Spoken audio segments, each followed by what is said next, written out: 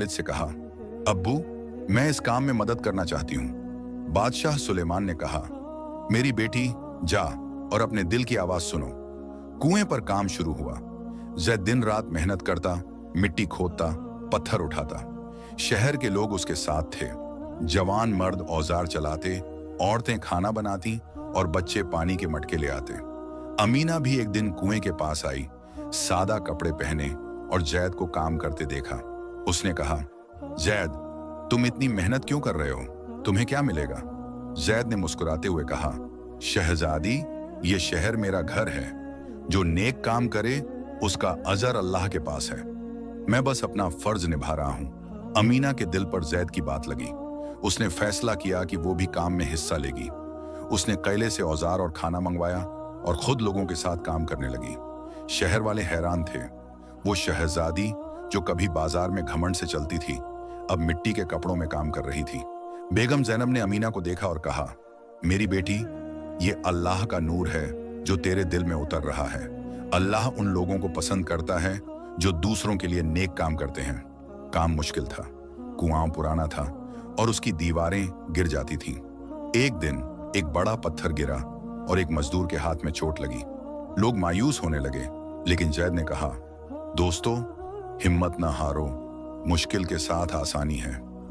उसने लोगों को दोबारा जमा किया और काम जारी रहा। अमीना ने भी लोगों को हिम्मत दी और उसकी आवाज में एक नया सुकून था। कुएं पर काम दिन रात जारी था। शहर के लोग एक दिल एक जान बनकर काम कर रहे थे।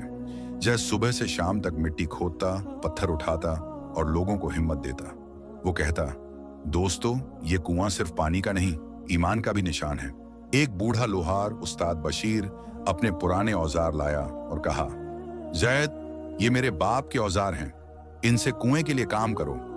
जैद ने उसके हाथों को चूमा और कहा, उस्ताद, ये औजार अल्लाह की रहमत के साथ काम करेंगे। अमीना भी अब हर रोज कुएं पर आती। वो सादा कपड़े पहनती और लोगों के साथ मिट्टी उठाती या खाना बांटती। एक दिन जब एक मजदूर का हाथ चोटिल हुआ, अमीना ने अपने दुपट्टे से उसकी पट्टी बांधी। लोग हैरान थे। वो शहजादी जो कभी रेशम के जोड़े पहनती थी, अब मिट्टी में काम कर रही थी। अमीना के दिल में एक नया सुकून था। वो रात को बेगम जैनब के पास बैठती और कहती, अम्मी, मैं पहले घमंड में थी, लेकिन अब लगता है कि दिल की असली शान नरमी में है। बेगम जैनब ने कहा, मेरी बेटी, अल्लाह उन लोगों को पसंद करता है जो नरमी से काम लेते हैं। काम में मुश्किलात भी आईं। एक दिन कुएं की एक दीवार गिर गई और लोग मायूस हो गए। एक मजदूर ने कहा, जैद, शायद ये कुआं कभी नहीं बनेगा। जैद ने मस्जिद के सहन में सबको जमा किया और कहा, दोस्तों, हिम्मत ना हारो, और जो अल्लाह पर तवक्कुल करे वो उसके लिए काफी है। हाफिज सईद ने दुआ की, ऐ अल्लाह, हमें अपनी रहमत से रास्ता दिखा।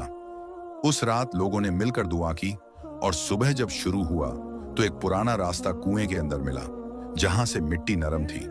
ये देखकर लोगों के दिलों में उम्मीद जगी।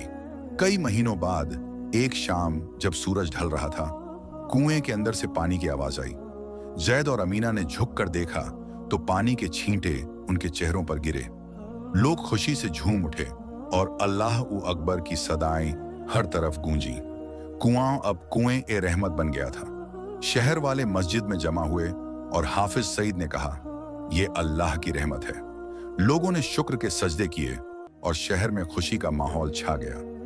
कुएं ए रहमत के पानी से शहर हरा भरा हो गया। खेतों में फसलें लहलहाने लगीं, बाजार में शोर वापस आया और लोगों के चेहरों पर मुस्कुराहटें लौटी। अमीना अब पूरी तरह बदल चुकी थी। वो कैले में कम वक्त गुजारती और बाजार में ज्यादा। एक दिन उसने एक यतीम बच्चे को देखा जो बाजार में भूखा भटक रहा था। अमीना ने अपने पर्स से रोटी निकाली और बच्चे को दी। बच्चे ने उसे दुआ दी, बाजी, अल्लाह आपको जन्नत दे। अमीना का दिल भर आया और उसने फैसला किया कि वो गरीब लोगों के लिए और काम करेगी। उसने बेगम जैनब से मशवरा किया, अम्मी, मैं यतीमों के लिए एक घर बनाना चाहती हूँ। बेगम जैनब ने कहा, मेरी बेटी, ये बहुत नेक काम है। अमीना ने कले के खजाने से पैसा लिया और शहर के बाहर एक यतीम खाना बनवाया। वो खुद बच्चों के साथ वक्त गुजारती, उन्हें कपड़े देती और उनके लिए खाना बनाती। शहर वाले अमीना को अब रहमत की शहजादी कहते। अमीना ने एक और काम शुरू किया, औरतों के लिए कुरान की महफिल। हर हफ्ता वो मस्जिद के सहन में औरतों को जमा करती और सूरह अद-दुहा पढ़ती। एक दिन एक बेवा औरत बीबी सलमा रोती हुई आई और बोली, शहजादी, मेरा बेटा बीमार है और मेरे पास इलाज के लिए पैसा नहीं। अमीना ने उसका हाथ पकड़ा और कहा, बीबी घबराओ मत, जो मुश्किल में है उसकी मुश्किल आसान करो। उसने किले से इलाज के लिए पैसा दिया और बीबी सलमा का बेटा ठीक हो गया। अमीना का ये काम शहर में मशहूर हो गया और लोग उसे दुआएं देते। कुएं रहमत के बाद शहर खुशहाली में था, लेकिन एक नया इम्तिहान आया। शहर के बाहर के रास्ते पर डाकुओं का एक गिरोह आया, जिसका सरदार कासिम था। कासिम एक वक्त किसान था, लेकिन मुसीबतों ने उसे डाकू बना दिया। उसने अपने गिरोह के साथ खेतों में आग लगाई और मुसाफिरों से लूटपाट की। शहर वाले डर गए, क्योंकि खेतों की तबाही का मतलब था भुखमरी और तंगी। बादशाह सुलेमान ने सिपाहियों को हुक्म दिया, लेकिन डाकू छिप जाते। जैद ने मस्जिद में लोगों को जमा किया और कहा, हम डर नहीं सकते, ये शहर हमारा घर है और हम इसकी हिफाजत करेंगे। अमीना ने कहा, जैद सही कहता है, हम किले के सिपाही और शहर के लोग मिलकर मुकाबला करेंगे। हाफिज सईद ने दुआ की, ऐ अल्लाह, हमें अपनी रहमत से हिम्मत दे। जैद और अमीना ने एक योजना बनाई। जैद ने शहर के जवान लड़कों को जमा किया और उन्होंने रात के वक्त डाकुओं के छिपने की जगह का पता लगाया। अमीना ने किले के सिपाहियों को तैयार किया और बादशाह सुलेमान ने अपना हाथ बढ़ाया। एक रात जब डाकू खेतों में आए, जैद और सिपाहियों ने उन्हें घेर लिया। कासिम ने तलवार उठाई, लेकिन जैद ने कहा, कासिम, ये रास्ता जुल्म का है। कासिम के दिल में एक बेचैनी हुई। उसने अपने गिरोह से कहा, हथियार डाल दो। कासिम और उसके साथियों ने मस्जिद में हाफिज सईद के सामने तौबा की। कासिम ने कहा, जैद, तेरी बात ने मेरा दिल हिला दिया, मैं अपने गुनाह छोड़ना चाहता हूं। जैद ने कहा, कासिम, अल्लाह बख्शने वाला है। बादशाह सुलेमान ने कासिम को खेतों में काम दिया और वह एक नई जिंदगी शुरू करने लगा। एक दिन शहर के बाजार में 3 मुसाफिर आए। जैद के भाई यूसुफ, हारून और इलियास अपनी बीवियों फातिमा, जैनब और मरियम के साथ। जैद के शहर में रहनुमा बनने की खबर गांव तक पहुंच गई थी और उनके भाइयों के दिलों में शर्मिंदगी जागी। यूसुफ ने जैद को देखा और कहा, जैद, हमने तुझ पर जुल्म किया, हमें माफ कर दे। हारून और इलियास ने भी सर झुकाकर माफी मांगी। उनकी बीवियों ने कहा, हमने तुझे गलत समझा जैद, तेरी मां सही कहती थी कि अल्लाह सब देखता है। जैद ने अपने भाइयों को गले लगाया और कहा, मैं तुम्हें माफ करता हूं। शहर वालों ने जैद के भाइयों का स्वागत किया। यूसुफ ने अपनी दुकान का कुछ हिस्सा शहर के लिए दिया। हारून ने नए चप्पल बनाए और इलियास ने बाजार में काम शुरू किया। उनकी बीवियां भी शहर के काम में शामिल हुईं। फातिमा ने कपड़ा सीना सिखाया, जैनब ने खाना बनाया और मरियम ने बच्चों को कहानियां सुनाई। जैद और अमीना ने मिलकर एक मदरसा बनाया, जहां बच्चे कुरान और दुनियावी तालीम सीखते। जैद खुद बच्चों को कुरान पढ़ाता और अमीना उन्हें लिखना पढ़ना और हुनर सिखाती। बेगम जैनब हर हफ्ते मदरसे में आती और बच्चों को कुरान की आयत समझाती, जैसे जो नेक काम करे उसके लिए जन्नत है। बादशाह सुलेमान ने मदरसे के लिए खजाने से मदद दी और शहर के लोग अपना हिस्सा देते।